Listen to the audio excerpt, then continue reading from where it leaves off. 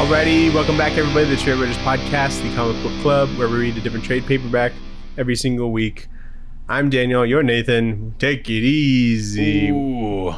We're brothers. We read podcasts. We read podcasts. We read podcasts and listen to comics. That's right. And Daniel, Absolute Batman came out today. So I gotta you've been training to be Absolute Batman this whole time. I'm trying to look like him. Yeah, dude. What's that pose he does?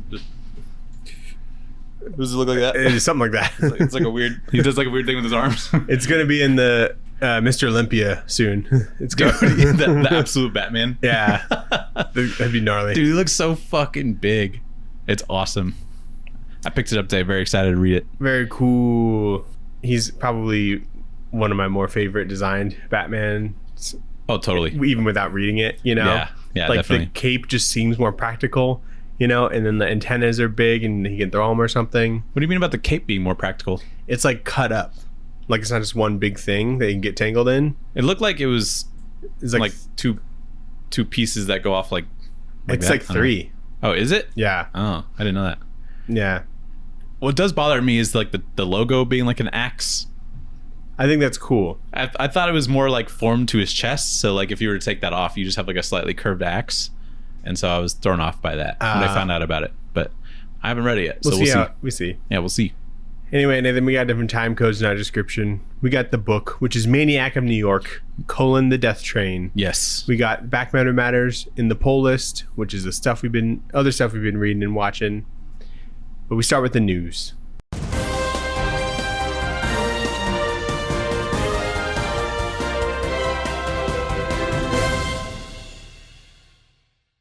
What you got, Nathan? I know Rob Liefeld is going to return to Youngblood in April of 2025. Did you see that? That's cool. That's weird. They're not letting him do any X-Men anymore, so I guess he's back to Youngblood. Good. Which will be interesting. How long was Youngblood like a super long-running thing initially? Probably, right? I don't know. It was like the other stuff. We should read it. Yeah, it was kind of one of those like Image 90s comics that I've wanted to get to. Yeah, I think it's one of those ones. Remember when they were like comics creators doing like Levi's like jeans commercials? It was just him. It was just him? Yeah, because he was like I thought there was multiple. He wore them like a lot. Okay. Yeah. He's famous. He was. I guess. Nathan, there's a new Jesse Lonergan book coming out. Oh, really? It's called Drome. Cool. And it'll be 100 issues. First Second? What is that? It'll be a part of First Second? Yeah, what is First Second? I don't know. Is that a publisher? Great graphic novels for every reader. It might be a publisher. I don't know. But he said, my comic Drome has a home. And so I guess it's just some weird publisher. It might be like a kid's book or something. Interesting. Because the pictures that we have of it are silent. Nice. It doesn't look very kid friendly necessarily, but it does look pretty cool. Oh no, there's a speech bubble, so not completely silent. Okay. Well, I'm a big follower of his. Apparently not, because you didn't hear about Drome. I didn't hear about Drome. I don't know what happened. Shame on you. Yeah, that's my bad. But excited to see it. You like Rick Remender? Yeah, sometimes. How about 7 to Eternity? I read the first issue and I was a little scared by it. As a new comics reader, I'm like, this is too much. Good. Well, now you can chug it with the compendium that's coming out. Whoa. I think it came out today. 17 issues for $35, 400 pages. Wow, 17 issues. Yeah. What a weird number to end on. Yeah. Just get one more in there. 18's a lot nicer. It sure is. Yeah. I guess like with 7 in the title, maybe they wanted to end 17. Yeah. Okay. I'm sure it wasn't that well thought out. Maybe he's cooking. Speaking of compendiums, Wicked and Divine gets one. It's not coming out till like next June 10th, 2025. Okay. But it is in. I'm surprised they don't have one already. Solicitations. Yeah, it's like it's weird. Like it's not just when it's all out. It's just at some point. Yeah. What? How do they decide? Like, oh, the vibes are good now for a compendium release. Because like if it's Image, they have to like fund the printing of it, right? Yeah. So maybe when like the hardcovers go out of print or something like that. Oh, that's probably what it is. Then they, get some money for that. And then, so I'm about it though. Well, good for them. They the new distillery book.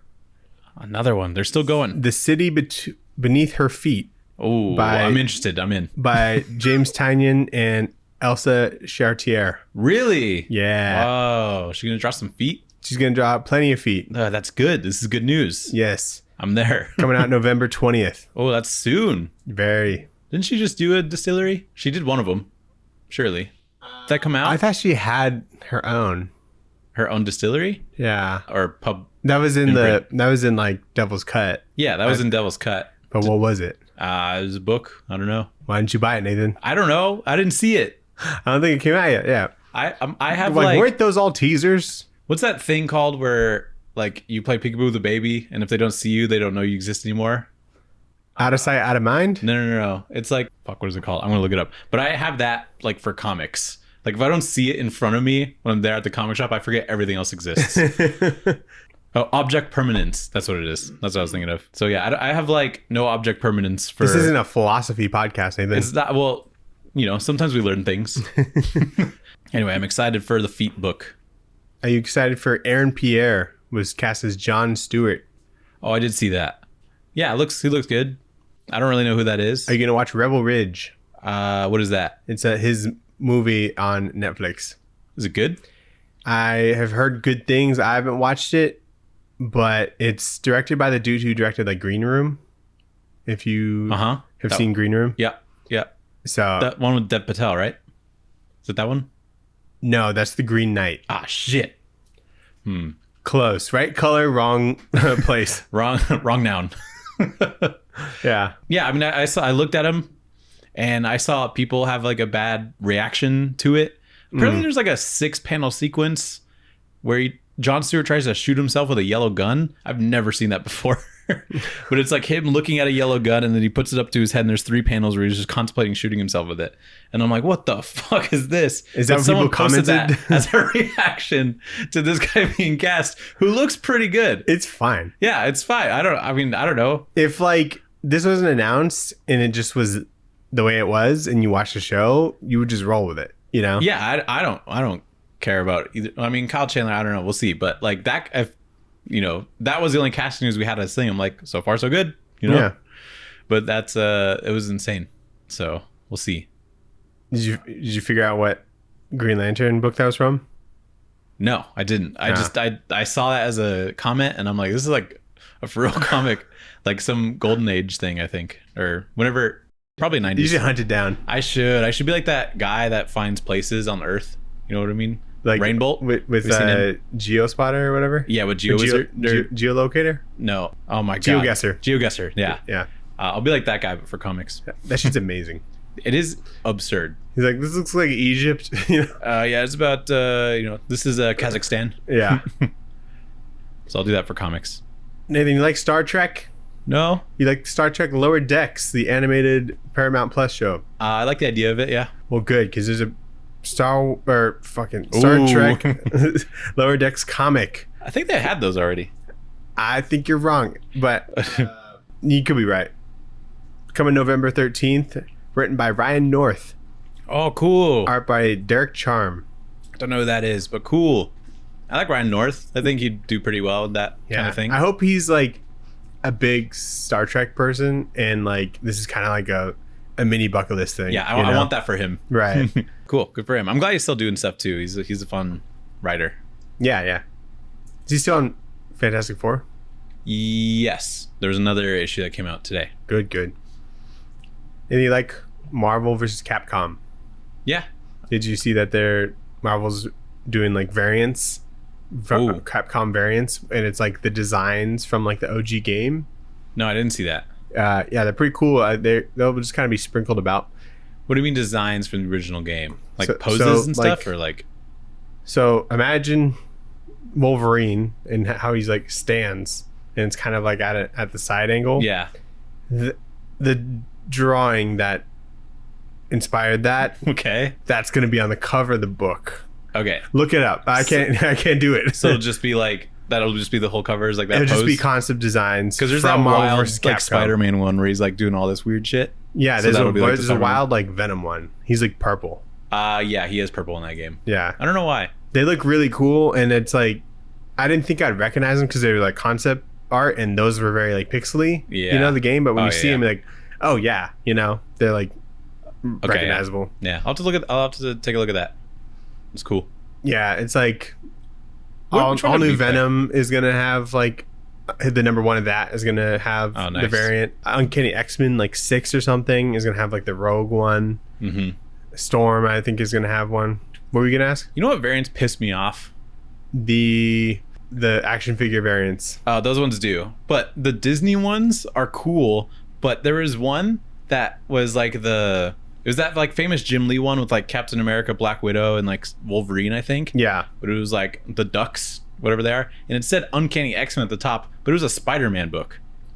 There's an Uncanny X-Men title coming out right now. It came out this week, and they didn't decide to just like fucking put it there. So I picked it up, and I'm like, why is Uncanny X-Men in the fucking A's? So I think there's a lot of hostility towards the variants when it's not the variants' fault. My hostility is that it's fucking stupid. Like what Like variants they've Marvel's assigned. putting them on the wrong books. They are, dude. It's insane. Yeah. I don't understand what the Why are philosophy they so there was. stupid? Yeah. They have literally Uncanny X-Men. Maybe they're actually just trying to move books, you know. But They don't like, need but help they're- moving but they're Spider-Man. But they're trying like, that's fair. But like the completionists, they're trying to get all the Disney variants or Yeah, whatever, I guess so. and they're so. trying to trick people. All those would be kind of cool to frame.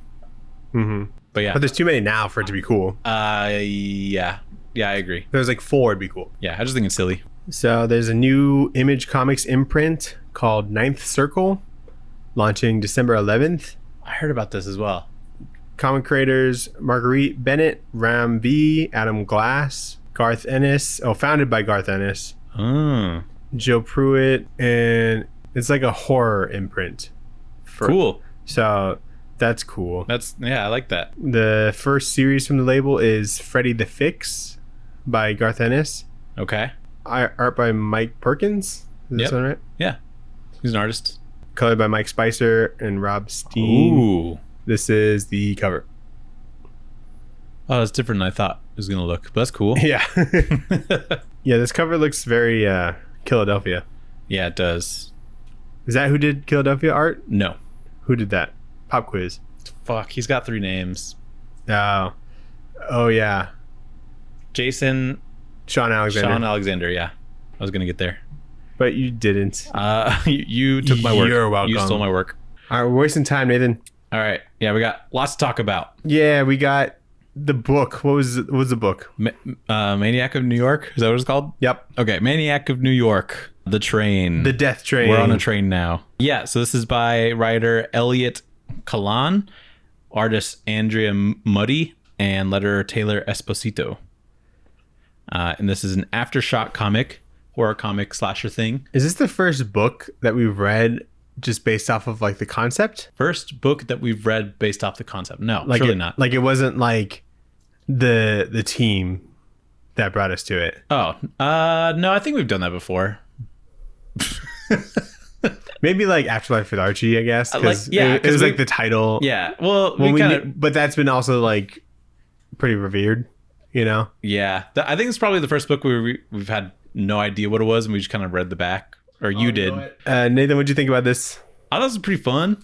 Yeah. It's like it's like a slasher. Yeah. So, you don't see a lot of those in comics, No, but they're the best. but it's kind of fun. I understand why they don't, because it's not like scary necessarily, Yeah. but it's fun to see the situation that they put themselves into, kind of. I And remember. so this has like a fairly like fresh concept, I would say, Yeah. about like the situation that's being put in Mhm. and like what they decide to do with it and stuff. So I think they do well with it. Yeah, I remember like one issue of like the Silver Coin. It was like the 4th issue or something, and it was just like a slasher story. Yeah. And I think that was my favorite one. Yeah, it was cool. Just I like that because one. it's like simple, you Mhm. know. Like I don't necessarily need like a hat on a hat kind of thing Yeah. or a ton of lore. It's just like don't get killed by the guy, Yeah. you know. And I think I'm always constantly trying not to get killed by any guys. So I Exactly. can relate. slashers are a big part of horror, so I Yeah. thought this was a good pick. I don't even know if we've done a don't think- specific slasher book. Yeah, I don't think we've done a slasher. So really. this is cool for me. Yeah, I like it. I kind of wish that the main setting wasn't on a train. I think that's what gives it its edge. Does it? I don't know. It seems a little tacky. I think there's parts of it where it's like, okay, how'd that happen, you know? But Right. Like but if this it was just him running around New York, like I don't think I care as much. I think I like the I'd concept prefer that it's on almost. like this train that was like it's like the first time there's a fully automated train and it just like immediately goes wrong, and you see like the mayor be like, "Oh fuck," like this is my big accomplishment. Is you the know? worst thing that could happen. I'm the mayor, but we should like let everybody die. You know, like I like that perspective of it. Yeah. So the concept of this is it's like Jason. He's a slasher in New York, But and everybody knows him. everyone knows him. He's killed Like a lot of 90? people. Was it like 90? They said. That was just like the first incident, I think, but it was like in the hundreds. No. In the present day. That's crazy. And Does s- everybody know Jason in the movies? They're like, holy shit, there he is. I don't think so. I don't think so either, but everybody's like, this guy's fucking famous. Obviously, he's killed like 90 people. Right. So in New York, they can't stop him. So they kind of just learn to live with it.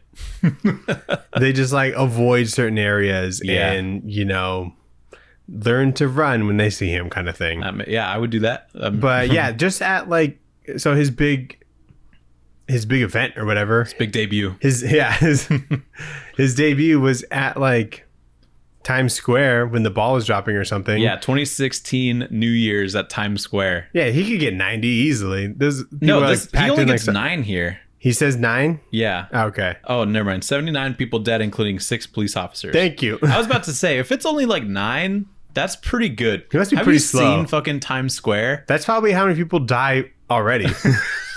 Yeah, just On being New there, Year's either Eve. freezing to death or getting crushed, you know? Yeah, or you Damn, that's a lot.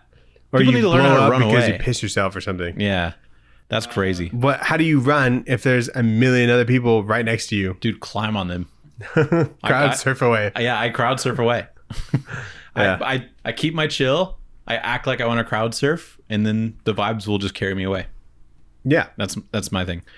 So yeah, let's get into it. So yeah, on New Year's Day, 2016, there's a bunch of people that were killed in Times Square, slaughtered by a slasher that the people are calling Harry. Pause. What a bad name. Yeah, come on, guys. Oh my god, it's Harry. Run, Harry's here. Oh Like, no, why are we Harry's here, run. Like, if you're like a visitor, like, why are we running from Harry? Like you know? Jason sounds like it's got some like That's basically the same concept. What do you mean? well, I think that's what they're going for, but they chose a bad name. Like Harry, no. Jason seems Jason like has some metalness to it, I think. No. You don't think so? I knew Like a white Jason. I knew a white kid named Jason in elementary school. He was like a ginger and he was very small. Yeah. He's really good at football, but like he's not a scary person. I don't know any Jasons, I don't think. But it's like, you know, Jason I guess Derulo. Freddy for Freddy Jason Krueger. Mraz. Not scary people. This is true. But like Freddy Jason Krueger, Statham. Take it back. Oh, yeah, he is cool. Okay, we're back in now. Jason Statham could play this role. Yeah. But I guess like the name Freddy for Freddy Krueger also works. But I think it's the Krueger that carries that. No Is one it really Jason Bourne? No. That's Matt Damon. Yeah, but is that the character? Yeah. Jason. It is Jason Bourne. Yeah. Are you sure? Yes. What are you talking about? I don't know. It seems wrong. What else would it almost. be? Yeah. Anyway, Harry. Anyway. Not a good name. So So I kind of have an issue with like his getup. I love his getup. What are you talking about? I don't know. It's just like Look at his weapon, dude. his weapon's the best part. Weapon's cool. It's like a Sword with two spikes. It's like a shark knife. It's got 2 fins on it. Yeah, dude, it's awesome. You know he's cutting through people with that. He's got a fur coat, and I think he's got like plaid khakis on or plaid slacks on. Plaid He's got- slacks. He's got gloves for some reason, like he's about to do the dishes. Is that a wallet chain? Is that not just his pocket? That could just be his pocket, but he doesn't have one on the other side. Why- I think he has a wallet why chain, has he got a wallet? so no one steals his wallet. But the biggest thing is like the mask. Like it's not that. It's just a hockey mask, you know, which is not far off from the Jason idea. I agree with you. Like you could have done like They do some cool little markings on there. you could have done like a rugby helmet or something. I don't know. A rugby helmet. Like okay, not a great They idea. need something to cover his face because something's fucked up Dude, with it. I a think. welding mask. A welding mask would be a little silly. Those things are kind of big, like comically. The little window and yeah. whatnot. Yeah, everyone just ducks down. You can't see him anymore. I just think they probably thought about that. I mean, they thought about this cool weapon. They didn't like give up there, you know. So you need something that'll like cover your face, and they're like, we'll just put some, you know, red markings on it and call it a day. It's kind of tough to get an alternative, you know. I guess it just seemed a little too close, or at least color it differently. I agree with that. Make it like blue. Yeah, that sounds nice. Yeah. Change it up. We have notes. So then it jumps to April of 2020, a very different 2020 than what we experienced. But yeah, what are they, stupid? Yeah. What? But there is someone on a Peloton though. Well, do you think the pandemic is happening in this book? Because no one's wearing a mask, Daniel, which is good. That's what happened in the pandemic. The liberals aren't controlling the people in New York, so that's good. Yeah, they have a murderer to worry about. They're worried about a little He's virus. Wearing a mask. Oh, dude, he's the woke. He's the woke mind virus. We have to kill the. Oh my god. Yeah. Whoa, wait, this book is deep. Actually, you can't stop him. You just have to learn to live with it. You know. Dude, that's crazy. Wait, this is a COVID book.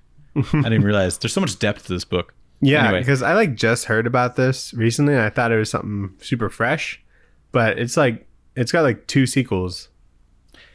Is this the first one? Yeah, I think so. Yeah. Okay. It seems like it sets him up pretty well. There's doesn't it? interesting like elements. What I like about it is that they introduce him as if like you know who he is, kind of deal. They don't like it. Like, they kind of explain him. I mean, they do, yeah. But there's like interesting elements where it's like, is this just like a random spinoff? But anyway, April 2020, Harry's on the loose in New York, and there's even a maniac task force that is like a thing that the mayor put together. And they appoint Gina Greene as the director. We also meet Zelda Pettibone, who is a detective and meets Gina Greene for a drink. And we find out that Gina has actually seen this slasher before. We don't really find out more about it till later. But they move to act on a Harry sighting, which they find out about on the news, which ends up being a false alarm. And then the precinct just like laughs at them.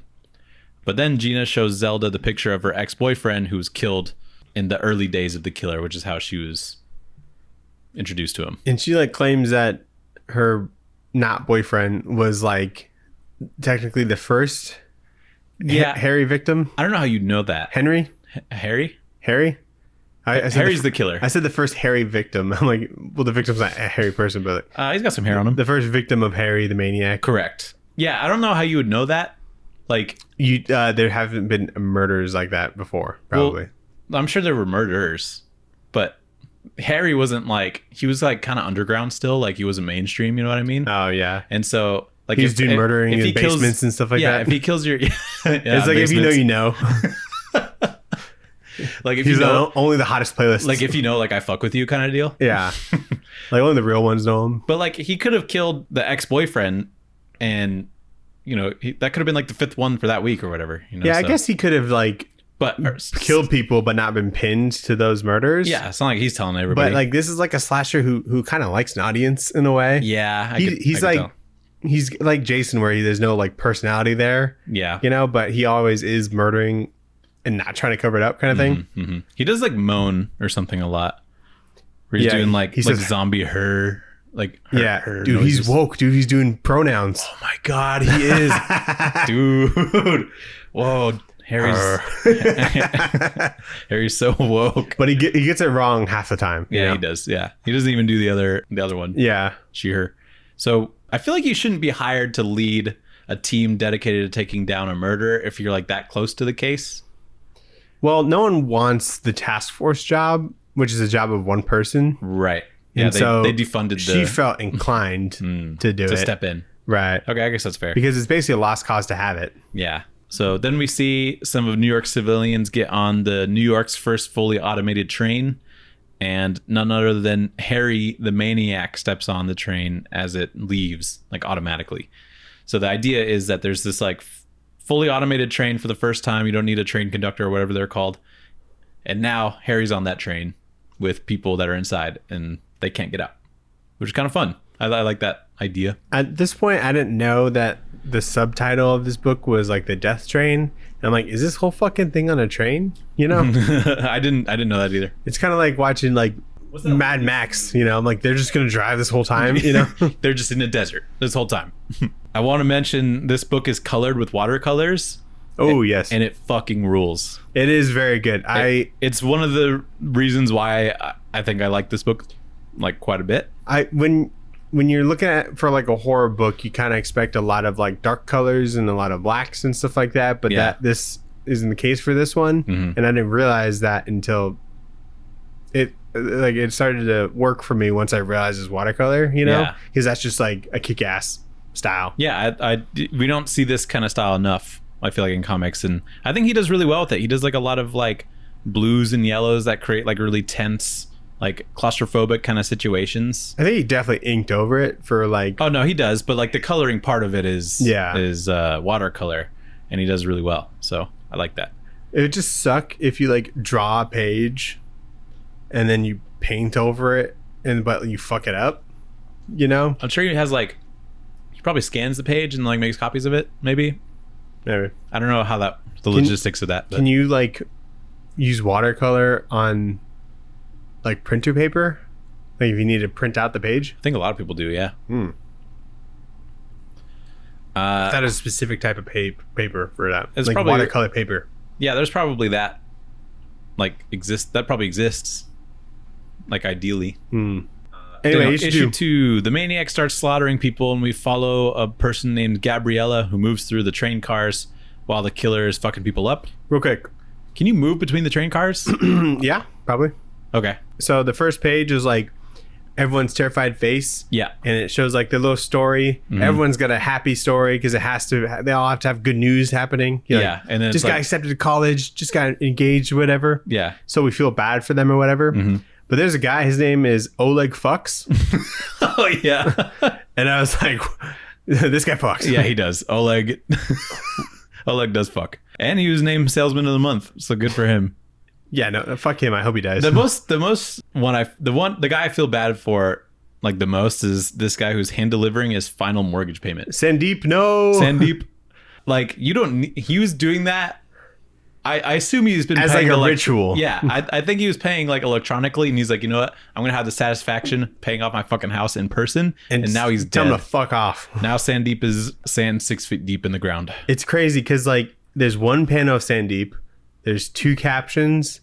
One of them is just telling us his name. Yeah, and you feel so bad. I do. Because feel bad. Like your mind fills in the blanks so much. And it's like I have a whole history for this dude. He's been working fucking 12-hour shifts at work, grinding. He's grinding. He probably did a 15-year mortgage because he knows it's best for his future. I didn't know that, but yeah, he probably knows that. Sandeep seems like the kind of guy to know that. Yeah, more expensive, but better in the long run. Loving family. I don't know you could really have a mortgage in New York if you like live there. Yeah, like it's like the apartments are like houses, but there's also like the street facing houses and stuff that are like in like movies. Right, makes sense.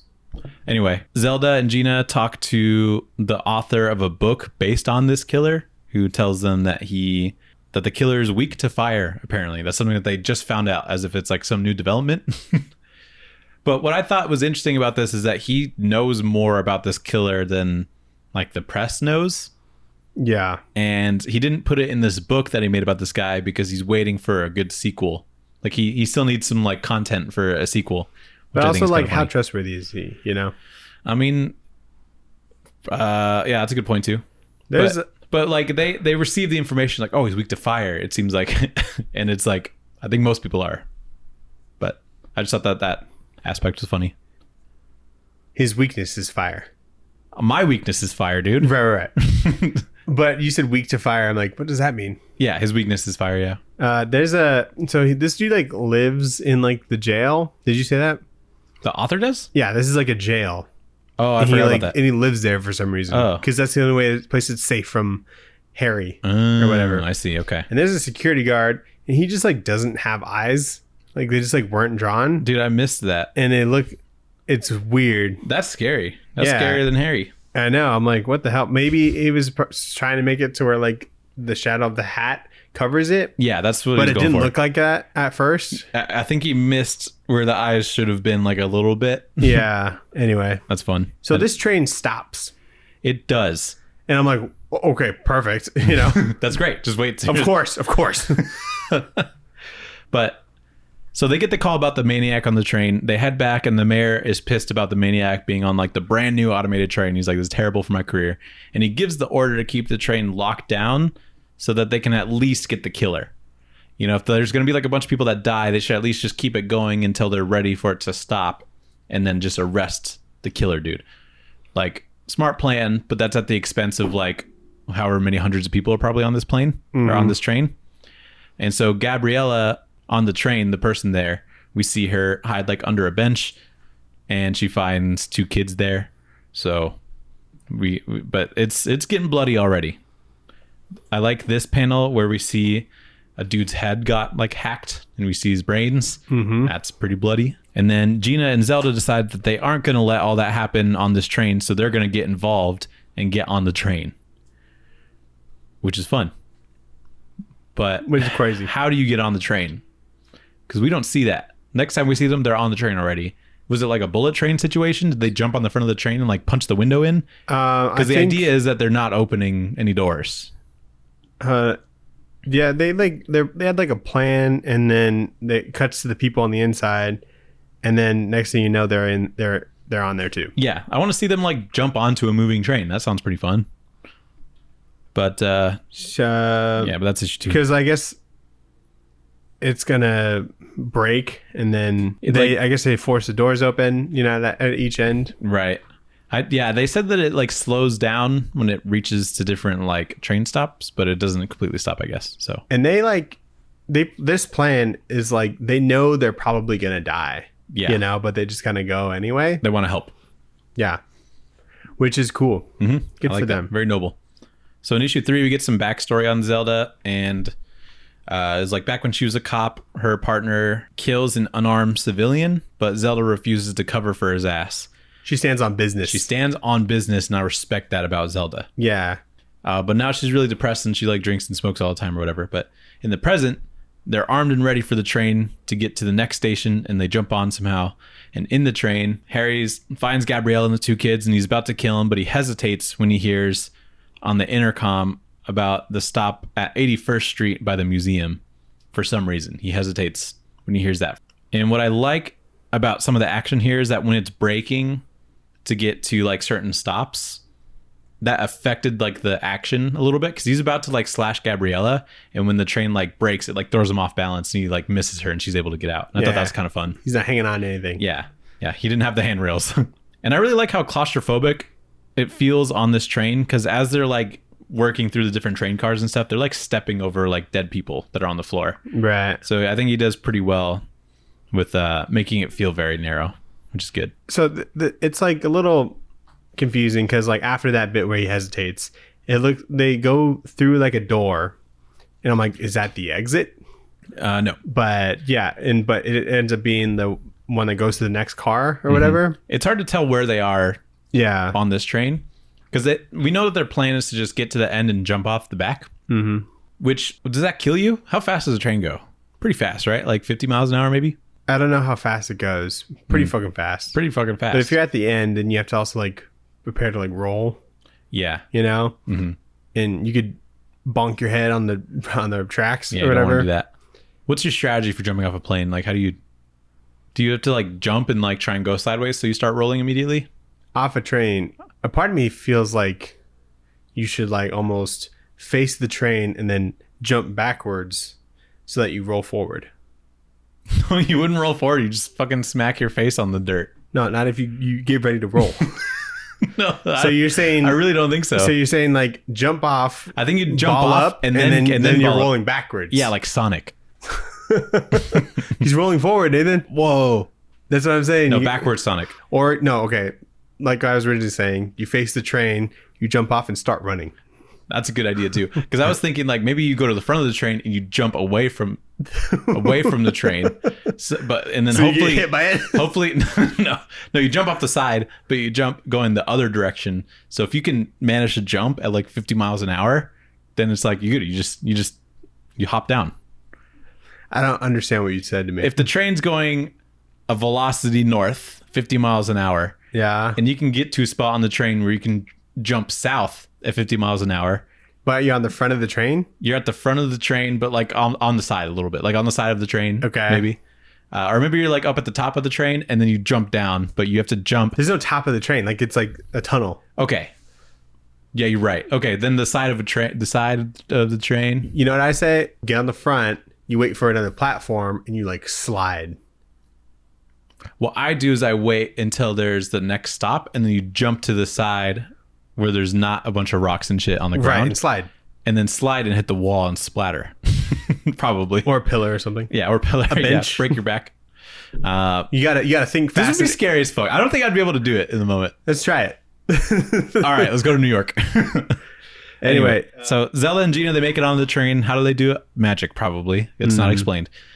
Gabriella and the kids make it to them, and they're like, we're cops. You're safe now. And they're like, thank God. And just when we think it's all going to be okay, the maniac sneaks up on them and stabs Gabriella. How does he sneak up on them? You're in a train. He's a sneaky Harry. He's a sneaky Harry, apparently. Like, is he crouching down and he's like, oh, I'm gonna get her. Like, what is this, fucking Skyrim? It's crazy. There's a dumb bit that I actually thought was kind of funny where Zelda is like ready to go find Harry. She lights up a cigarette and then Greene actually makes a point to be like, it says no smoking. Yeah, I do like that. Be like, are you kidding me? Like, dude, we're cops, follow the rules. Yeah. She's like, I don't think the other passengers are going to report me. Yeah, that's pretty morbid humor. Yeah, come on. That's a joke I think about, but I'm like, oh, maybe I shouldn't say that. Like, people are like freshly dead. Who am I bothering? Yeah. Issue 4, we get a background story on Gina. It's 2009 in a cabin in the woods. Gina hides in a closet as her boyfriend gets murdered by Harry.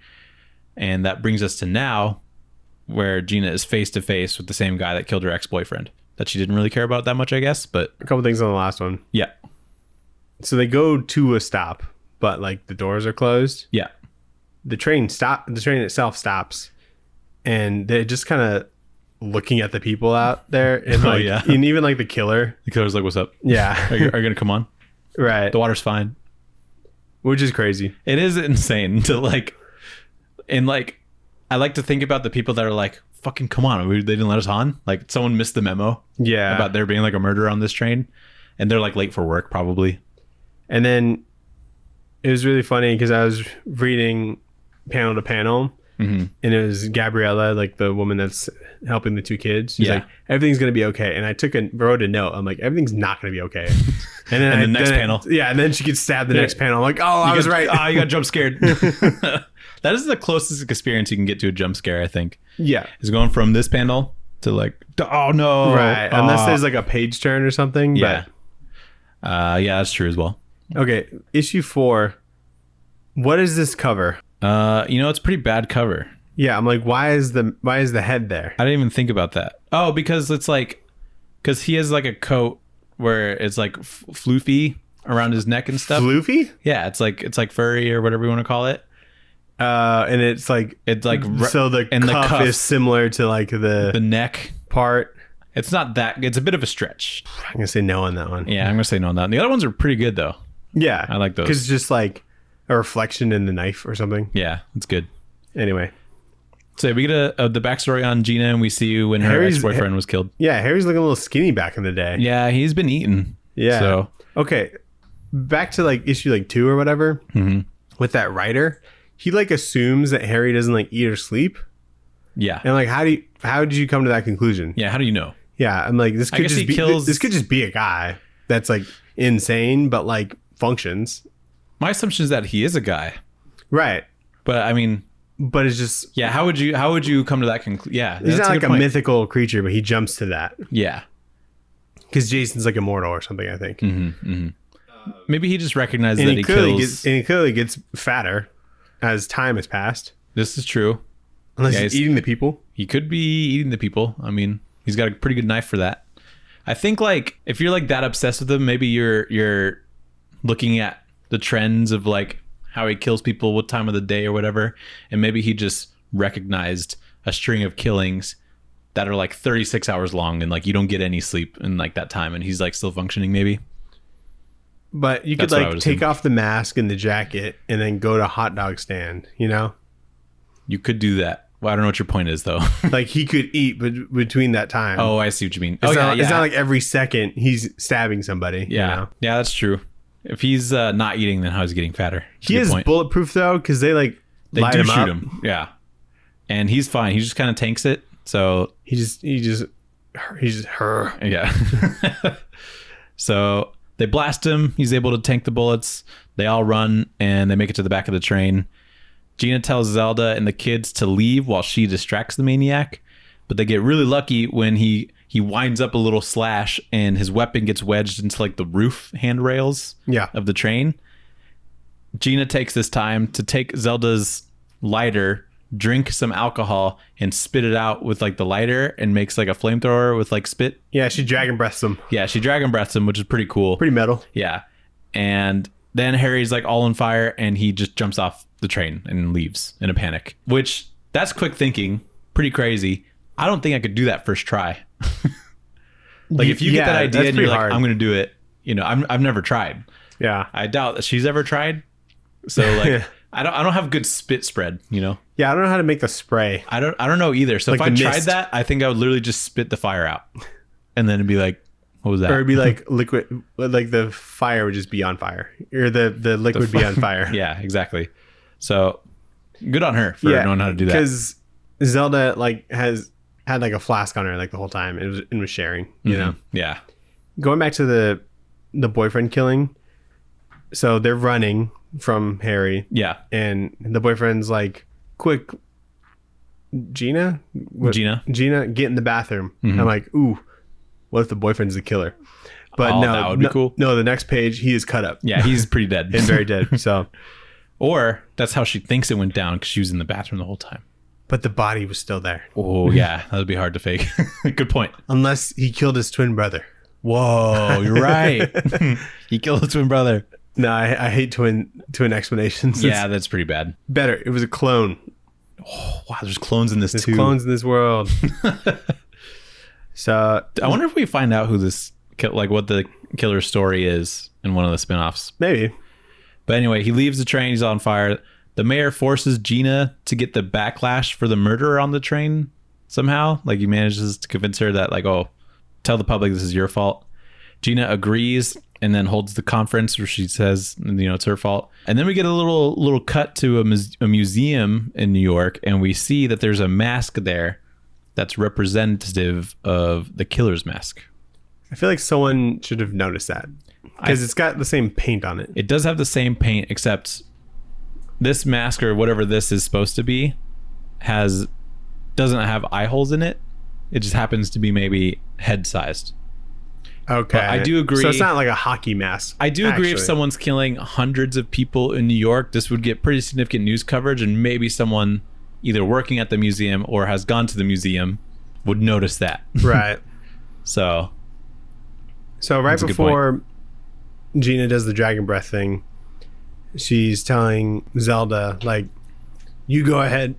I need to stop him or whatever. Yeah. And Zelda's like, you're crazy. And there's like a close-up of like her face. And I feel like the eye is drawn in the wrong spot. Whoa. I didn't notice that either. Man, I was zooming through this apparently. Yeah, I was like, I think that's too far forward. Yeah, you're totally right. It's like on the bridge of her nose. Definitely on the nose bridge there. There's like a shadow. Maybe he messed up with the watercoloring. He's like, you know what, this is as good as we're getting it.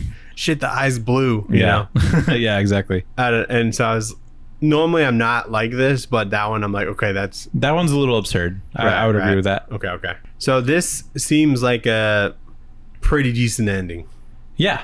I mean, he's on fire. He leaves. They're fine. And then there's a cliffhanger that the mask is in a museum somewhere. Yeah, you could have wrapped it up here. But no, Daniel, there's an issue 5. Yeah, a whole issue of wrap up, Nathan. Yes.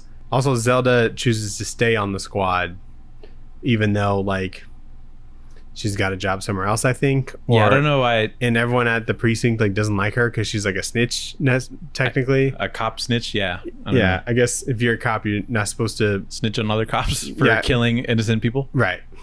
Yeah, in issue 5, we see what the kids witness at the beginning of the train murders. So, including their mom dying, which is pretty brutal. One of the kids, Lena, in the present, is listening to her grandma watch the news, which is incorrectly reporting on Gina's involvement with the Harry killer. And this causes like all of New York to sort of hate on Gina in the streets. But in this initial train killing scene, it's represented that a lot of people are getting killed by Harry like kebabbing a bunch of people, which I think is kind of a fun panel. Yeah. And I like seeing like it's just like a nightmare. Do you think if this happens, right? He's one guy. Presumably if like 5 guys kind of jump on him, you could probably take him down. Yeah. Or do you think people would be coordinated enough in that sort of chaos to do that? I don't think that there's always like 5 strong men in the same area at all times. I think you need 5 average men. 5 average men that like can put their strength to use. But I also just assume that he is Jason and has like even if there's unrealistic strength. Yeah. But my question is, we're not going up against Jason. We're going up against a dude who's probably pretty strong. If it was just a dude, yeah, and you can just pin him down until the next. You'd think so, but do you think people would be able to put that together, like 5 independent dudes? I think one person would try and grab like the arm that has the blade. Yeah. If he was close enough, and then hopefully some dudes join in. Right. Okay, I can see that.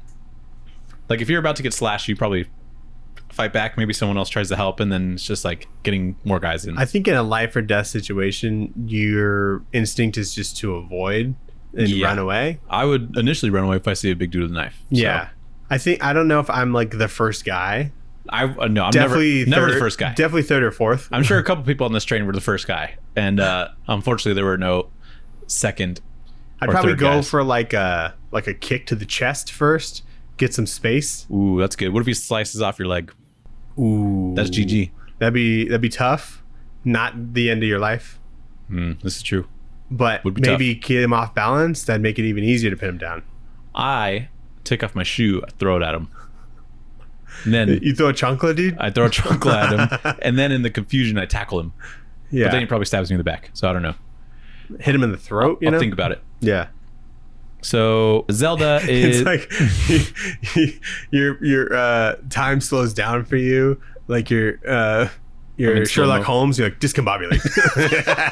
But he just kills me. He stabs you in the head. He discombobulates you permanently. Discombobulate. And then in reality, nothing happens. He just slices my head off. Yeah. You ever Surely that was an SNL skit, right? Did they not do that? Have you seen that edit of Sherlock Holmes where like discombobulate a bunch of times? After every movement, it's just discombobulate. Because that move would hurt so bad. Like that's the most annoying move. Has that ever happened to you? Like has someone done that to you? Like yeah, I don't know. Fucking hurts. I don't think I'm discombobulated more than like my ears are just stinging from the slap. No, dude, it fucks you up. Like I not as much as like because Sherlock Holmes make it seem. If there's any amount of like actual force, like your eardrums are pierced pretty much. Because there's like a pressure that gets stuck if they do it right. I thought it was more of like a sound thing that the sound thing kind of is weird, but it's more of like there's actual like ear pain and like do it to me right now. Okay. Right, just compopulate. Anyway, Zelda is getting a congratulations party from the other policemen, even though they don't really like her. Gina gets a call from the author that wrote the book on the killer to ask about the sort of public discourse that's going on in the news because he knows it's not like for real. But Gina admits to it being better for the precinct, you know, the way that all went down. But the author writes down the title for his next book, which is The Death Train. And I think that's kind of what we're reading right now, or maybe that's what they're alluding to. Whoa, crazy. And then the news anchor of the show running like the hit piece on Gina, we see him leave work. He doesn't leave money for a homeless man. And that same homeless guy gets stabbed by Harry, the maniac, who is still alive, but now his mask is like a little bit more burnt and fucked up than usual. And the maniac just walks away into New York. And the little girl, Lena, or whatever, yeah. She like calls the police because she has like the info that he like hesitated when he heard something about the museum. Yeah. Did you mention that? I didn't. Okay. I forgot about it. And so that probably goes into the second one. It probably does, but we see the grandma. That's the only clue that we have. Well, we see the grandma that's like watching over her take the phone away from her. Yeah. Because she believes in the news, Daniel. That's what you're like. That's like part of like the thing is like you just can't believe everything on the news. Yeah. And this guy's very clearly like a Tucker Carlson type guy, I think. Definitely. So I thought he was going to die. Which would have been satisfying. Which would have been good. But no, the homeless man that's just like minding his own business, asking for some quarters of all things. in 2020 asking for quarters. That still pay for parking, dude. Yeah. And he's the one that gets stabbed, and Tucker Carlson is still okay, which I think is not okay. But anyway. I bet he'll come around and he'll be killed later. Ooh, that would be nice. It'll be very satisfying. Yeah, that'd be good. So that is Maniac of New York. So let's get into Back Matter Matters. Back Matter Matters. And then we get some real fucking back matter. Real shit, finally. This is what we're talking about. This is the juicy stuff. If Maniac of New York can do it, then any comic can do it, Daniel. Yeah. Like, come on. We need this with all the books. This should be the gold standard. So we get all the variant covers, which is pretty cool. I don't really recognize a lot of the artists, but they do. They're all really good covers. Yeah, though. they do like really great, I'd say. I'd be excited to see any of these people on other stuff. This like Brian Silverbacks guy has like a pretty good like painted style, it seems like. Yeah, that one's tough. There's some and then he's got like a cop armed like in the reflection of the blade, which is cool. That's great. There's more from like the artist on this. He does like second printing covers from Andrea Muddy, the artist on this book. Nice. Second printing. That's good. Yeah, those are cool. We get like in-universe newspaper, like, I don't know, articles. Yeah. Yeah, that's what so that's like pretty fun. Like reviewing like the book.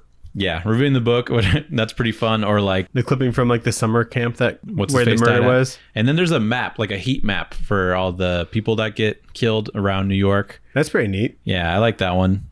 And it's like dated, so it's like number 1 on January 1st, 85 dead, 33 wounded. That's the one from the beginning. Yeah, dude, this is like I told you, it's like hundreds deaths. of people that he's killed. Yeah, it's quite a bit. I thought it was only 1-1, like New Year's Day. Yeah. So okay. that was the murder, the moitas that we saw in the beginning. They're specific to Long Island specifically. And it's funny because sometimes he's like pretty good at his killings, because on like February 9th, 2017, just 7 dead, no wounded. So he finished the job there. Nice.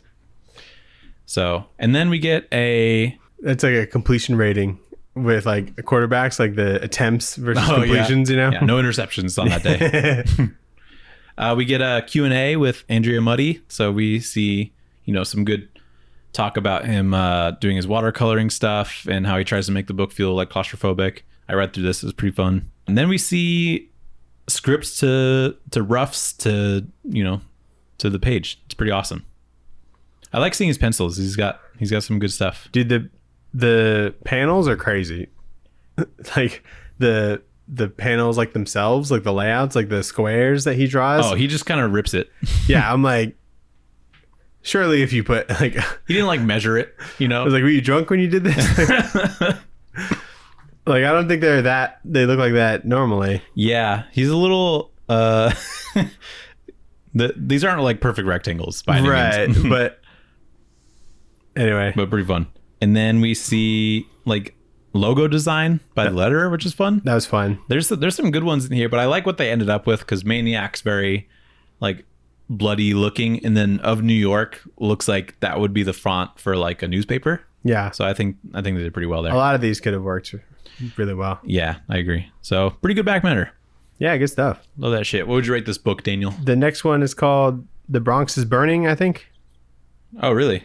Yeah. Oh, yeah. There's a preview for the next one. Oh, they even had a couple designs for like the blood splatter behind Maniac. Yeah. Which is neat. The second one looks cool. What did I think?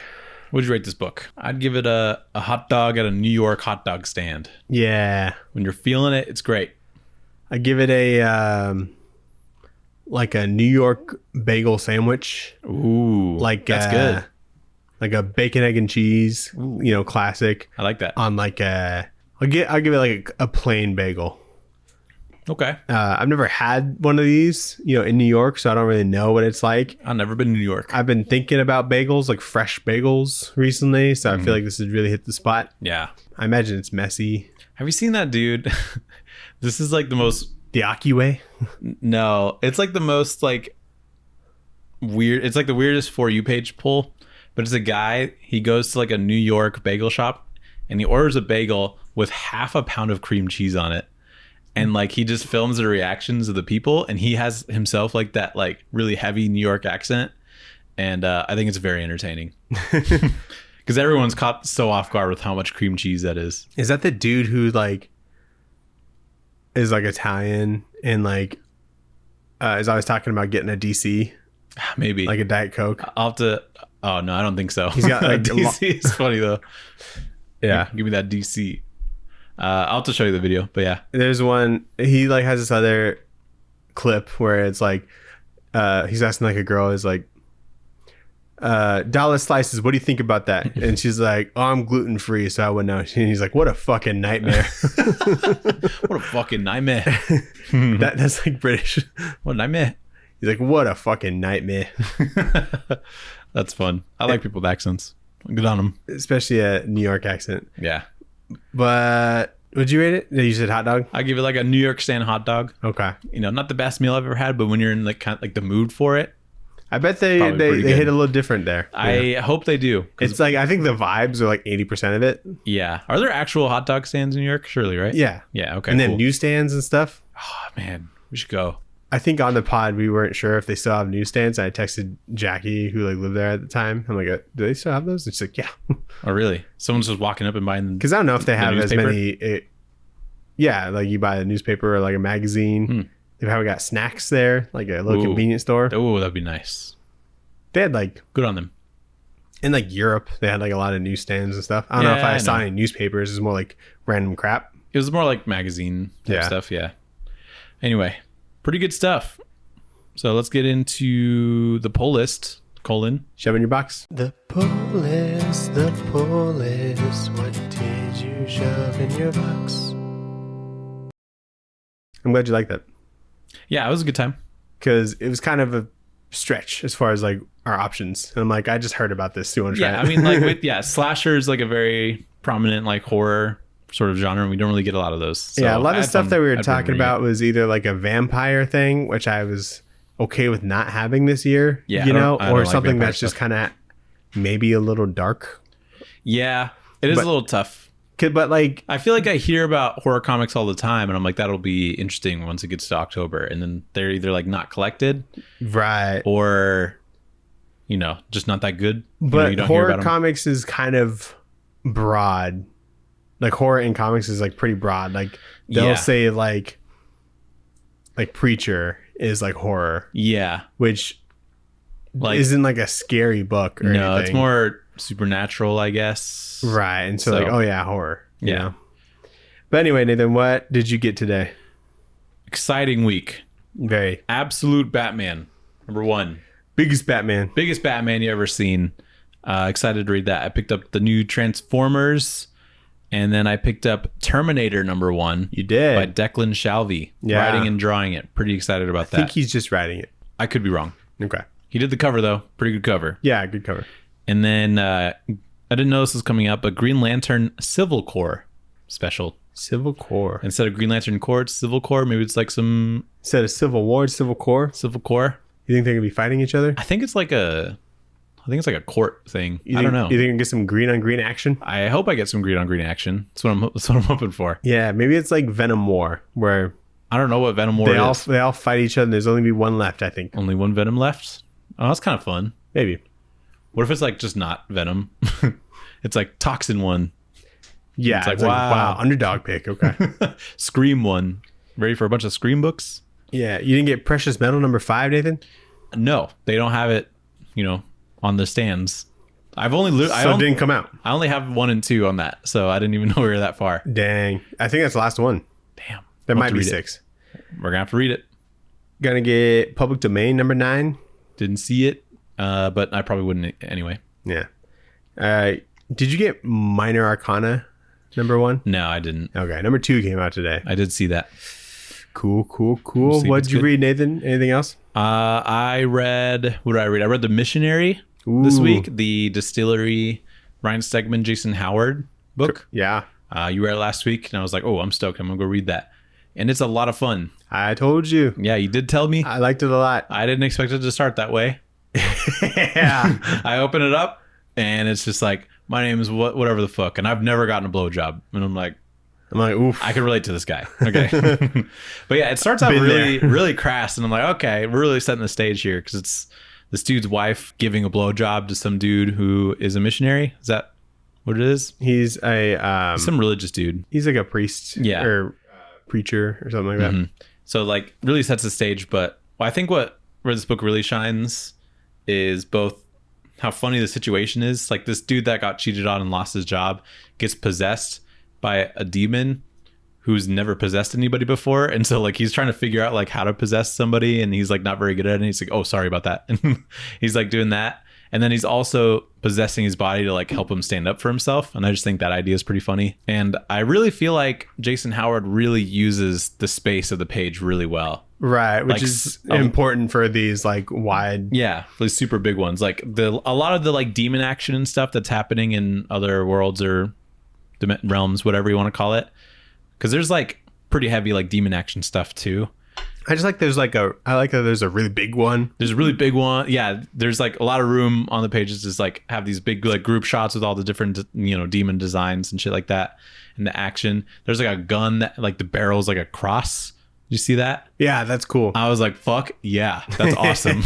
And like it's something that demons use. I you think. exercise people by shooting them fucking point blank in the head with the cross gun, and then they are fine, and they have just like the brand of the cross or whatever on their head. And I'm like, this is so good. So I'm glad I wasn't bored by a lot of the religion stuff, because it can be done not well, Yeah, no, it was very go kind of thing. It was fun. Good pacing. So I liked that. I also read Zatanna, Bring Down the House, number 4. Mm-hmm. And it's like still very strong for me. Like I have fun reading every issue. This one has Constantine in it. I guess they used to date. I didn't know that, if that's a real thing. Attaboy. And so there's like, some romantic stuff going on there. It's like set in Paris, and the way that Javier Rodriguez like draws a lot of the backgrounds and stuff feels like a lot of the concept art for like a Ratatouille Pixar movie. Nice. Like the coloring that he does is like kind of super reminiscent of just like Pixar. Like, does it have Gusteau in the background? Gusteau's in the background. Anyone can cook, Daniel. Yeah. You didn't know that. Were there any corn peppies? Nor corn puppies. No, I didn't see that. I wasn't looking hard enough, I don't think. It's insane to me that like there are mini corn dogs, but no one's like, how about corn puppies? That's such a good name. Little corn dogs. People don't like the fact that they're eating a dog. Puppies. Yeah. But yeah, great book. Just wait. And then I also read Plastic Man No More, number 2. Nice. As well. And I'm surprised at how this issue ended, because it's kind of fucked up. Oh. So I liked it. Are you not going to get any more Plastic Man? No, I'm going to. I love the book. No right more now. Plastic Man? And like you see him, like it's not like body horror level type like yet, but he looks in bad shape. Like when you see like close-ups of his face, there's like random like craters or whatever going on in his face. So he's like when melting. SpongeBob randomly like zooms in. Yeah, I hate those. I saw a clip from SpongeBob, and it's like they were using actors, and it's like the close-up on his face, and it's like actors, and it just made me laugh. But yeah, it's like that exact, like the close-ups on SpongeBob, and it's like it's like a little bit too close. Like he's starting to look like that normally, so I think it's fun. So yeah, it's great. Sweet. That's everything I read. What'd you read this week? I read Minor Arcana number 1. Nice. Jeff Lemire writing and drawing. Want to give it a shot. Nice. It's his boom book, I think. How was it? Pretty good. It's like all around like tarot cards. Okay. It's like this girl going home to take care of her mom, and she's like a psychic or whatever. Mm-hmm. And she knows how to read tarot cards, and she ends up like doing someone's like fortune or whatever. And I can't remember where like it ends, but I just thought it was like, okay, I'm not gonna get the second one. Okay, that comes out today. I read Nemesis Rogues Gallery number 1. Oh yeah, which is the Dark Horse run, which is the next run of this. Is it Mark Miller? Mark Miller, and art by Valerio Giangiordano. Oh, okay, yeah. And he's awesome. He's very good. Yeah, he's good. I was like, I've never seen this guy. Mark Miller's using a lot of Italian artists lately, and they're all very good. So good. Yeah, he just gets to. I think the artist in this one's Italian. This book, Andrea Muddy. Yeah, maybe. Moody. But yeah, he's very good. This one was kind of weird. I didn't finish Big Game, but Nemesis is like paralyzed in this, and so he's being like carried around the whole time. Okay, that's weird. And so yeah, it was like fine. It didn't end in a way to where I was like interested in like what happens next. Sure. So I'm gonna drop that one. Happens. I read Nice House by the Sea. Ooh. Yeah, the sequel kind of thing. I think it's almost like written side by side with Nice House by the Lake. Okay. So an in-between cool, I guess. Yeah. Or a side cool. I don't know. Side cool, probably. Yeah. It's pretty similar setup to as like by the lake, but didn't necessarily like pull me in to get the next one. So really? I gave that a shot. Couple misses this week. Yeah. You know, it's just I think all these books had like the second issue coming out this week, so I was like prioritizing those. That makes sense. You Let Me Borrow Power Fantasy #2. Oh yeah. Read that. Good stuff. Yeah. The first page is like a family tree. That's super helpful. I was like, oh, thank God. Because I love when that should say. I did not understand that until I read that. I'm like, oh, okay, so they're all like kind of different. And they're like, there's like different power sets or whatever. And it kind of shows like, it's a little discreet description of like where those people are. Yeah. I'm always down for that in any book. Yeah. I'm like, Help okay, me good. remember what's It's going very Hickman looking. Yeah. But yeah, it's a good book. I like it a lot. Yeah, me too. I hope you keep buying it and keep letting me borrow the issues. I'll get the next one. Because like, what's the point in me buying it, you know? That's a good point. Yeah. Yep. Other than supporting your local comic shop. Drew, who's done all these things for you all these years. I'm just going to buy issue 3, you know, and just have an issue 3. Yeah. Nope. All right, fair enough. If there's a way I could like return it for like $1, I'd do that. I'm sure a lot of people would. Yeah.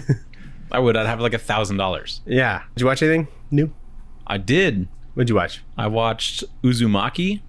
Ooh, did you? The Junji Ito show that's out on Max. I watched the first 2 episodes. Did you notice like a difference in animation between 1 and 2? It is staggering how different it is. That's what I hear. That's what I heard as well. I heard that after the fact, but while I was watching it, I was like, wow, this is really fucking like you know what the vision was that first episode? Yeah. And they fucking nail it, dude. Mm-hmm. They do like such a good job with like the body horror stuff, and like seeing some of that in motion is very disturbing. Yeah. But it looks like does the Junji Ito art justice, which is awesome. Yeah. And like in the second episode, it like kind of like gets worse and worse from what I've heard. But in the second episode, like their like mouths just move different. It's like very clearly a different studio or something. I don't really know what the politics were, but yeah, it's quite different. I wouldn't say it was enough to like put me off of it entirely. Okay. But it is just inconsistent. Right. But when there's body horror stuff that happens, it's still pretty gross, you know? Yeah. And still very off-putting. It just feels a little bit more clunky, I would say. Yeah, I wonder if it's like both of them kind of sharing the episodes. Yeah, I don't know. But ideally you'd want just like the first studio doing the whole thing. Yeah, it would be incredible if they did all of it. Which is what we all thought, because I think that's all the cuts that were in the trailer. Yeah, which is smart. But God, it is disgusting, some of the stuff that they're doing in that. Oh, yeah. I mean, I never read the original one, but as I was watching it, I'm like, this is really creative. Like, just everything that it does with just like the spiral concept. So it's very fun. And they're only like 20-minute episodes. They cover a lot of ground in them. Oh, I thought they were like an hour. No, they're like, yeah, it was pretty good. Nice. So I like that. I have to get to that. I also watched Malignant. Ooh. The movie that you recommended. Yeah. A couple years ago. I think it came out 2021 or something. I think that's when I watched it. Yeah. I watched it because I was watching some with Serena and Sophia. And we're like, what's some none of us ever watched? And I had that in my mind. Even before I asked you, I was like, Daniel's told me to watch this movie, Malignant. And then when I asked you, you texted me Malignant. And I'm like, okay. And all I remember you saying about it is that it's unlike anything you've ever seen. Good. And God damn it, were you right about that? That was unlike anything I've ever seen ever. Okay. Did you like it? I don't know. I think I did. I think it's awesome. I think that there's a lot going on with just the like the creature or whatever you want to call it. Yeah, Gabriel. Yeah. There's a lot that you have to accept for this idea to work. Sure do. And they shoehorn it in like kind of all like at the end. which makes sense because it's like that's when they're explaining everything. But like there's this concept of like this dude communicating through the radios because he doesn't have like a mouth or whatever, and they explain that just very briefly, and like there's all sorts of different things. Were you put off by like the acting in that first scene? No.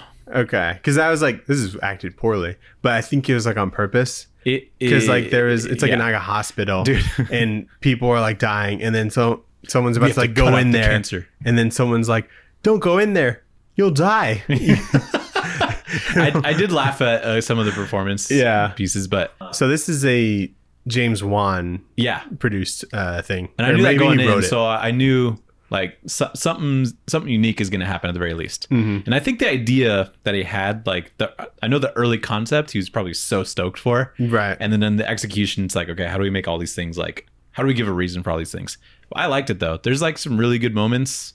Like there's that twist where the person that was being held captive like falls through the roof, and it's like the person's house. It ends up being like the main girl's mom was like in the attic, and when she tries to escape, she like falls through the roof. And it's like, oh my gosh, she was in the attic the whole time. We thought it was like a completely other separate location. So like shit like that, I think was kind of fun. Yeah. What's funny is when the movie ended, both Serena and Sophia thought that this was like an early 2000s movie. Yes. Because of the insane action that's in it at the end. The ending action scene is incredible. Like, in the police, it's not incredible. It's so sick. It's cool, but there's a lot of like, come on, you missed that shot from right there, or like you didn't do that. There's that, but the fighting that Gabriel's doing, the backwards fighting, right? I don't understand how he's stabbing people in the ways that he is sometimes, because he'll go like this, but it like his arm goes way back. So like the Very girl flexible has to be like double jointed at least, right? But yeah, a lot of the like twists hit pretty hard, because it's like, what the fuck, that's crazy. Yeah, like when you first find out what Gabriel was, like a Siamese twin that was consumed, or that was joined in the womb or whatever. Yeah, and it's still like its own living thing. Like when you see that for the first time, and it like pans around the girl, and there's like this weird fucking thing happening, it's like, that's crazy, you know? Yeah. Or when you find out he's still in there, and then he like rips himself out, that's pretty cool.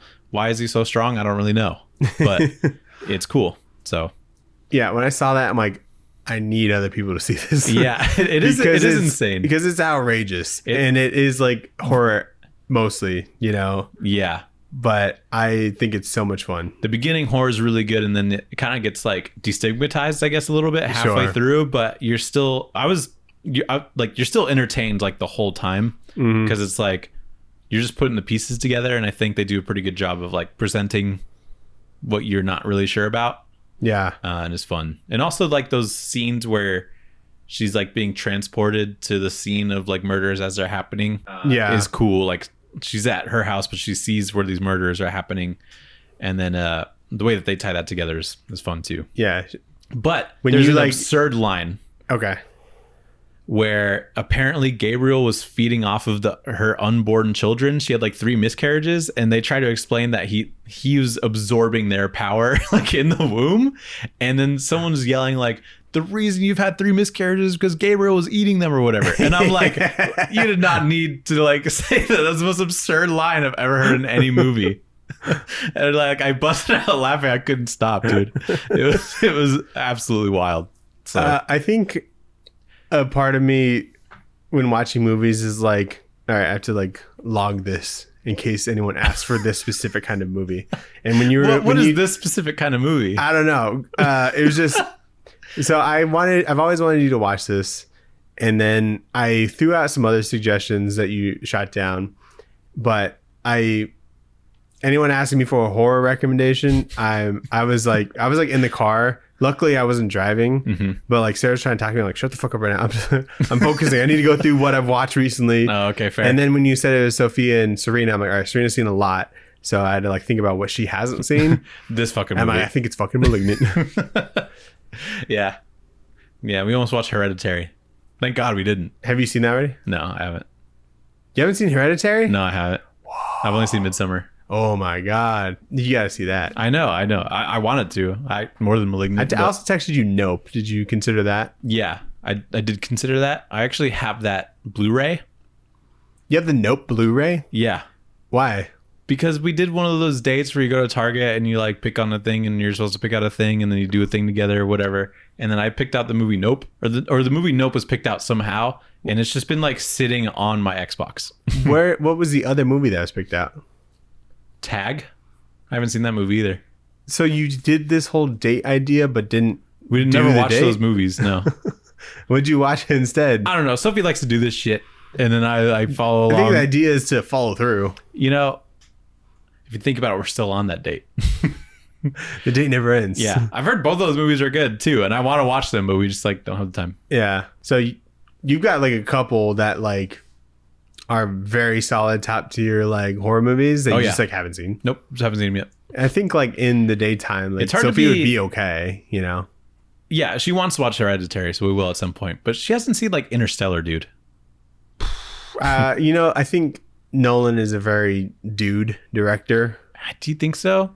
Yeah, because She likes Inception.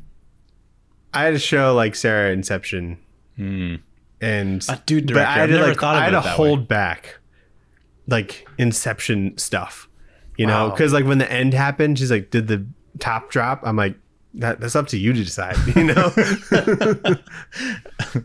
That's in the I eyes say no, of the you know. interpreter. Really, I say yeah. Nope, That's fair. because that's I think a better ending. I've never thought about Nolan as a dude director, but I think you're so right because he's got 3 Batman fucking movies. Right. And I don't know, every Fucking Oppenheimer, it's like history buff dude like type shit. they're always like Tenet, the fuck is that? male protagonists, and they're like action mostly or whatever, and they're also very big brain kind of stuff. Interstellar is, I think, the most accessible to like everybody though, probably. Yeah, and so Or I guess Inception, probably. It's dumb to say. I guess any kind of like auteur director can be mostly like a dude director. Probably because he only knows how to make like dude-centered like character movies. Right. Yeah. I mean, But I agree with that. That's fair. and I feel like there's more the stigma of like film bros, and there's not necessarily like film gals as like a toxic kind of Yeah. stereotype. It's always dudes mansplaining how good they are watching movies. Right. And so anyway, I watched a couple things. What'd you watch? Did you watch anything else? Nope. Okay. I watched a movie called The First Omen. Dude, I saw that on Max. Yeah. And apparently Serena's watched it and she explained it to me and it seemed silly. It's really good, actually. Oh, really? You liked it? It's not that scary, Okay. but we watched it on Disney Plus Mm-hmm. because it's technically like a Disney movie or Yeah. whatever. Yeah. And because it was funny because I got a notification on my phone. It's like, watch The First Omen on Disney Plus, you know? And I was like, hold on a minute. Yeah. But I guess with the Fox purchase, that lot of the- included the Omen franchise. Yeah, a lot of the Hulu stuff's on there too. There's a lot of like anime on Disney Plus right now. So I heard that this is good, and I heard that there was something in this movie that people couldn't believe they were like allowed to do for like a rated R movie. You know, Okay. I'm not gonna like spoil it, but I think it's a very good movie. Okay, cool. Like the concept of it, I think, is like a good horror movie concept. Yeah, it's got that dude who was cast as like Galactus. Oh, I don't know his name, but know his name I either. got to like see his voice in like real time. I'm like, this guy rocks. he's got a Galactus voice. Yeah, That's good. so I liked that one. That's fun. And then we watched We Need to Talk About Kevin, which is a movie with The Flash and the Ancient One. Guy who's only seen superhero movies. Yeah. You're talking about Ezra Miller Ezra Miller, and Tilda Swinton. Tilda Swinton. Yeah. Yeah. And it also has John C. Reilly in it. Mm. It's like a The guy that's psychological horror. played Wreck-It Ralph. The dude that like worked for Nova Prime. Oh, yeah, that's right. Damn it. I forgot about him. Come on. I missed that. This is cool because Kevin is Ezra Miller, and it's like him growing up, and it jumps between like modern day Tilda Swinton and like how she's living her life currently, and then jumps to like her raising Kevin, and he's just kind of always been like a disturbed kid. Okay. You know, a little fucked up, a little, what's the word for like, I guess misleading, I guess, or manipulative. Oh, okay. And that's but when they do that, it's cool because when they go from like the past, they show stuff in the past. It kind of hints at stuff that's going to happen in the future, in the present, or the thing that's like before the present day, and he just grows up to be like insane, and he like he's like an archer. He's like really good at archery. Oh, that's good. And he like locks a bunch of doors in his school, and he just like shoots a bunch of his like classmates with like a bow and arrow. Really? Yeah, and there's like a massacre kind of thing. What the fuck? And so the current day Tilda Swinton is like basically dealing with how to move on with life after that. Huh. But that's not revealed to like the end. Is this supposed to be a commentary on like gun control and school shootings I and don't know shit if like it's that? necessarily commentary, but she knows that he's like fucked up. But Yeah. he's always super nice to like John C. Reilly. And so like, How can you be mean to that man? right. They bottom line, they never talk about Kevin, you know? But they probably should have. Yeah. And so that it's kind of something that's always been on like my radar, and Sarah wanted to watch that's it. interesting. Yeah, it was okay.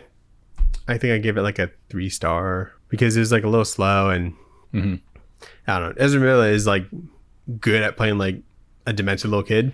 I think he just is a fucked up person. Right. Yeah. So that So that fits. added to it. Yeah. Knowing that context. Yeah, and we watched Joker, Folie Deux. Folie do. 2 Joker, 2 Smoker. That's so stupid. And Joaquin Phoenix and his co-star cigarettes.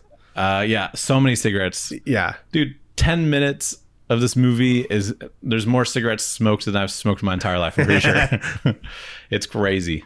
Yeah. Yeah. Joker 2. It's getting a lot of heat online.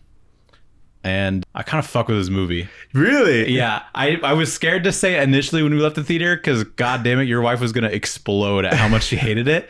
So I thought if I expressed any kind of like enjoyment of that movie, I probably would have gotten beaten up by everybody. Yeah. She would think that you were like a little crazy. Yeah. I have massive criticisms of the movie, Of course. but I was like an hour and a half in and I'm like, when is this supposed to get bad? I didn't like it immediately, like as far as like when people were singing. I'm like, I get it's like a musical, and I was going into that knowing that, but didn't make me like it more. Yeah. I mean, I think definitely knowing that is good. I don't think I'm a hater of musicals necessarily. I just don't like a lot of the ones that I watch. Sure. But I feel like what I enjoy about this is that it's a big fucking swing, you know? Yeah. It's like there's the first Joker movie, which is like pretty crazy, maybe $1 billion, you know? And then for the second one, they're like, we'll make it a musical and a courtroom drama. And it's like, how do we fit those things together? And the musical aspect of it is, I think, the most interesting part. And I feel like they pull that off. However, there's way too many scenes where he's just like whisper singing. Yeah. And they could have cut out most of those. Maybe it was just like formed to his like singing talent. You know, that's fine. They I think there's just like a little too many moments that are like whisper singing moments, but there's really good musical numbers in there. Sure. There's like really fun ones that seem pretty like referential to like Singing in the Rain, like some of those melodies. There's some like really jazzy ones that I remember being pretty fun, with like the like really cartoon sounding like horn, and he's like, you know, he like does the musical thing to sort of like put himself in a place where there's like a lot of trauma happening like at that moment, it seems like, which I think is interesting. But it's fun seeing him like dance around and be all happy, and then like some of the like dramatic moments where there's like gunshots or he hits the mayor from Up, the dude from Up with a mallet. Yeah. Do you notice the judge looks like the dude from Up? A little bit, yeah. Yeah.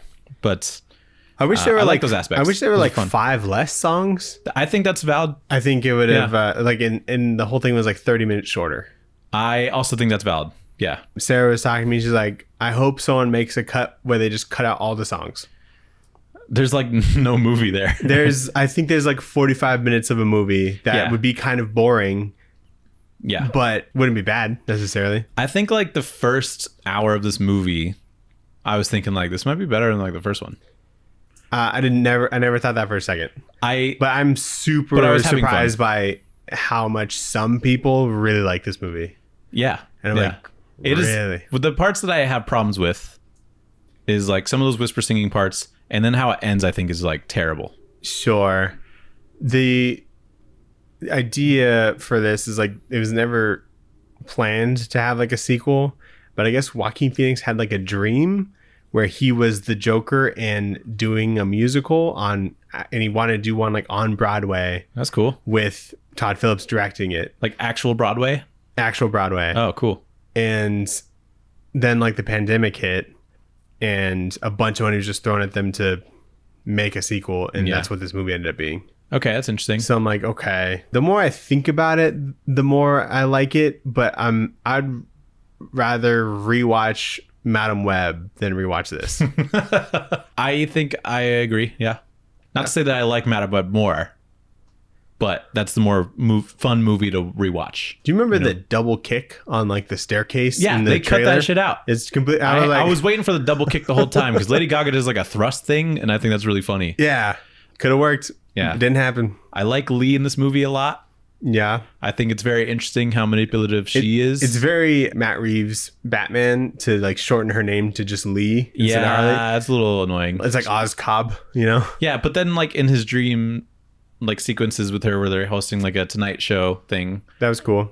Her name's Harley in that. Right. So it's kind of interesting that they didn't commit to that fully. But yeah, I think her performances in this is really fun. I didn't know you could like check yourself into an insane asylum and just be submerged with these people that are like murderers. Yeah, probably. And like just like watch movies with them, you know? I guess it was like a different wing or a different ward. There is, but man, they're connected, you know? And I like the idea that she saw this TV movie about the Joker where they're probably like really harsh on him and they're like, this is who the Joker is. It's like crazy dude.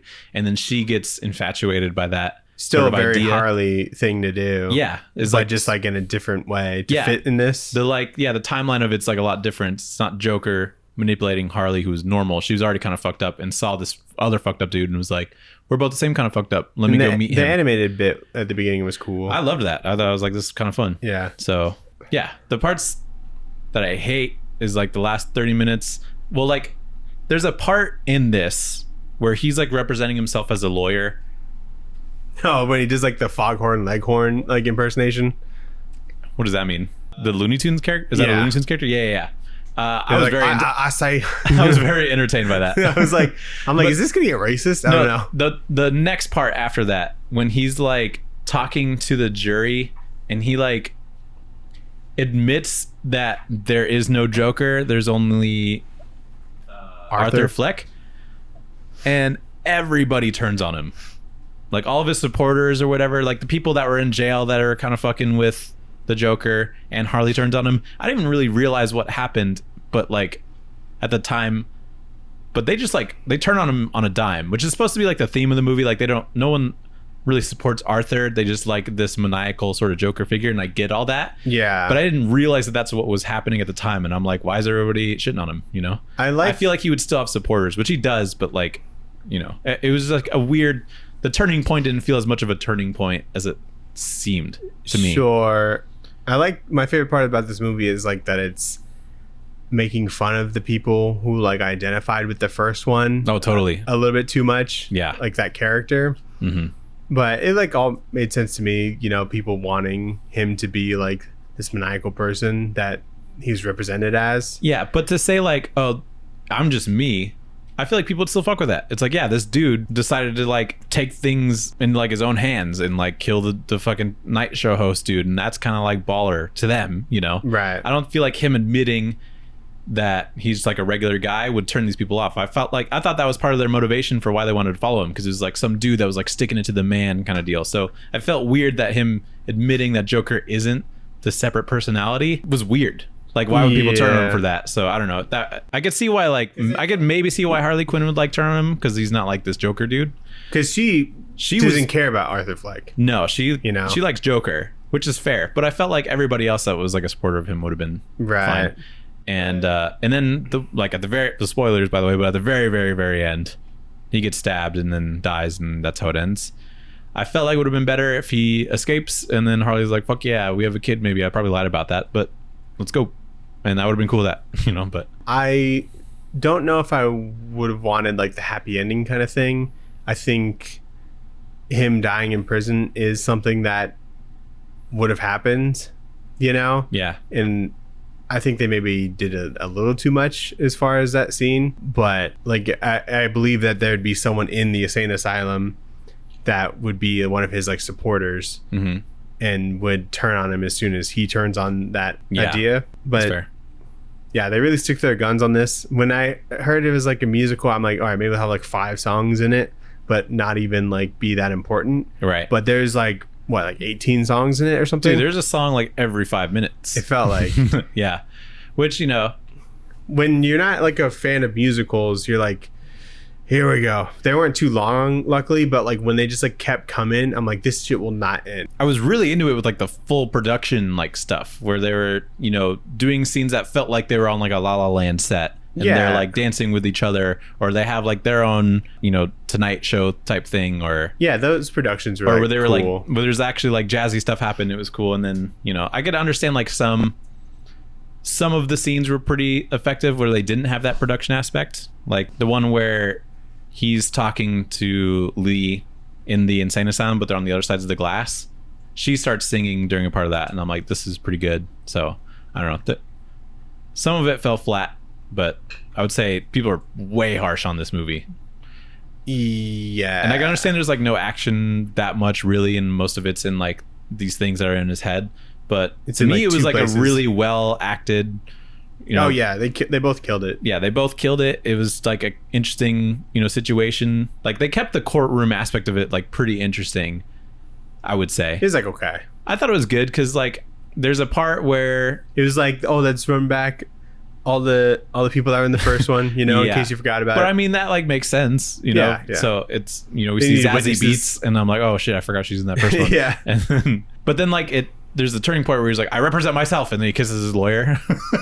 And I'm like, oh, okay, let's see how this goes. So to You me, think I was Harley would be like a little upset about that, like a little jealous. Or yeah, I something, don't but know why he was kissing her. But She just likes kissing people. He likes kissing people. yeah, but I just kind of like the idea how everybody was, you know, so against the Joker, and then he just kind of like takes things in his own hands again and decides to represent himself. So For me, this one doesn't like touch the first one. that's fair. Like I saw the first one twice in theaters. Like I saw it with like you guys, and then me and Sarah's like first movie date was like Joker. And so Yeah, I like the first one it's better. like crazy, you know. Yeah, it is. And you don't really like guess like what happens. And I get it's like basically just a rip off of like Taxi Driver or whatever, but with like the theme of like Joker on it. Yeah, totally. I'm like, this is cool. It's fun. Yeah, The score is really killer. I would say it's the better movie for sure. Yeah, and no songs in that one. There's dancing though. Dancing's fine. He likes to do a little. That is a Joker thing. Yeah. Yeah. Likes to wave his arms around. Yeah. I never understood where people were like so upset that it wasn't like the Joker in the comics, where he's got like I don't know, a bunch of minions, and he's got And like he falls into a vat of acid. right, and he's got a bunch of like props and Right. whatnot. Like it was That's pretty. dumb. Because I was thinking about this, like when we heard that there's gonna be like a Joker like solo movie, you assume it'd be like, oh, Batman's there or something, and all this other stuff. But they set up in the trailer like this is just gonna be like a very solo thing, a different take on the Joker. And if I think about it, different takes on stuff are like kind of what my favorite comics are. Definitely. You know, like Mr. Miracle or whatever. I think any comics reader kind of agrees. Apparently not, but There are people who like say they read comics, but I really feel like they would appreciate the different versions of characters they like, because like comic book Joker as a movie isn't very good. It's very campy. yeah, You know, it would be bad. And Yeah. I don't even know if I'd really like reading a Joker comic where it's like basically a Batman comic, but just what Joker's doing, yeah. all the setup for his crimes Yeah, and stuff. I don't care about that. That doesn't seem very interesting to me. So anyway, I still give it like 2 stars. I'm like, there's good things in this. Out of 5?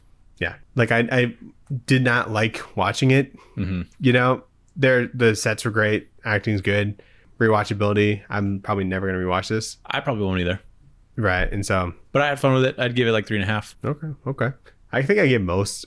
Like I think the meme is like, if you don't know what to rate something on Letterboxd, you give it 3.5. Yeah, That's fair. But no, It's like- this is my genuine. Like, it's not a 4 out of 5 movie. yeah, What is that? Like a B? yeah. 5 stars is not enough to like have a actual like pinpointing opinion on. That's what I don't like about Letterboxd, but with it being that restrictive, you just kind of think about your ratings a little bit more. Yeah, that's fair. Like, is it a 7 or is it an 8? You know? Yeah, pretty fun. But anyway, Nathan, what are we going to read next week? What are we going to read next week? Next week, we are going to do... What is it called? Shiver. By Junji Ito. Yes. Did you get it yet? Nope. Okay, you should definitely get on. It is a little long. How many pages we got? I think it's like 400 pages. Okay. Or let me double check. It's not short. That's fine. But it's an anthology, Mm-hmm. you know, and it is, I think, 8 stories. Ooh, Yeah, it's 400 pages flat. not bad. But, you know, they always have like a cover page and like a couple of things in the back. And so One cover page. it like Realistically, all the 396. stories are like 30 pages. Yeah, You no, know what I mean? figured. So, Yeah, that's fine. Yeah, but excited for that. It's good stuff. We're gonna have Some backwards books. backwards books.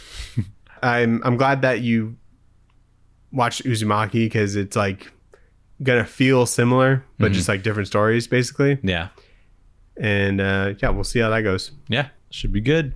Thanks for listening, everybody. Thanks for watching. Of course. Linktree in the bio. Like, comment, subscribe, stuff like that. Tell us what you thought of Joker 2. Yeah. Did you love it? Did you hate it? Do you like musicals? Yeah. I'm sure everybody does. That seems to be the consensus. Everybody loves a good musical. Yeah. Email us at tradewaiterspod@gmail.com. Later. Have a good Halloween. Peace. Yeah. Bye.